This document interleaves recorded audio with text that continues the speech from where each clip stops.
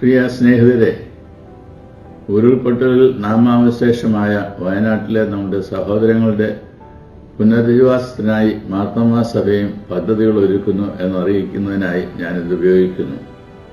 ഇപ്പോഴത്തെ സ്ഥിതിയിൽ നിന്ന് ആ പ്രദേശത്തെ വീണ്ടെടുക്കേണ്ടതും നമ്മുടെ സഹോദരങ്ങൾക്ക് സ്വാതന്ത്ര്യമായി അവരുടെ പുനരുജ്ജീവനത്തിന് സഹകരണം നൽകേണ്ടതും നമ്മളുടെ കൂടെ കടമയാണ് എന്ന് മനസ്സിലാക്കി താഴെ പറയുന്ന പദ്ധതികൾ അനുയോജ്യമായത് തിരഞ്ഞെടുക്കുവാനാണ് ആഗ്രഹിക്കുന്നത്.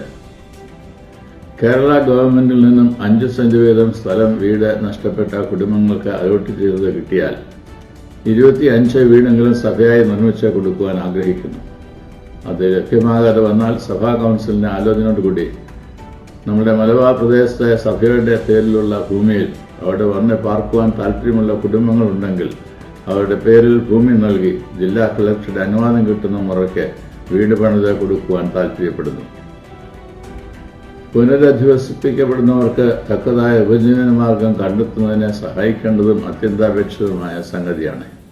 കച്ചവടം, വിവിധ തൊഴിൽ നേടുന്നതിന് ആവശ്യമായ അടിസ്ഥാന ഉപകരണങ്ങൾ ആദിയായവ ആവശ്യക്കാർക്ക് എത്തിക്കുവാനും ആഗ്രഹിക്കുന്നു. മാതാപിതാക്കൾ നഷ്ടപ്പെട്ടതായ കുഞ്ഞുങ്ങളെ വളർത്തുന്നതിനും പഠിപ്പിക്കുന്നതിനും നമ്മുടെ സ്ഥാപനങ്ങളിലൂടെ സാധ്യമാകണമെന്ന് ആഗ്രഹിക്കുന്നു.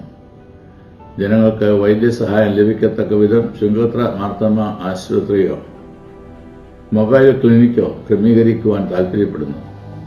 വയോജനങ്ങൾക്ക് കരുതൽ ആവശ്യമെങ്കിൽ അവർക്ക് സഭയുടെ പാലിയേറ്റീവ് കെയർ യൂണിറ്റിൽ താമസം നൽകാവുന്നതാണ്. ആദിയായ കാര്യങ്ങൾ സഭയായി നിർവഹിക്കുവാൻ താൽപ്പര്യപ്പെടുന്നു. ഇതേ സംബന്ധമായി എല്ലാവരുടെയും നിർദ്ദേശങ്ങളും താല്പര്യങ്ങളും കേൾക്കുന്നതിനും ആഗ്രഹമുണ്ട്. നമ്മുടെ നാടിനുണ്ടായ ഈ വലിയ നഷ്ടത്തിൽ നാം എല്ലാവരും ഒരുമിച്ച് വയനാട്ടിലെ ജനങ്ങളുടെ പുനരധിവാസം സഫലമാക്കുവാൻ നമുക്ക് യത്നിക്കാം.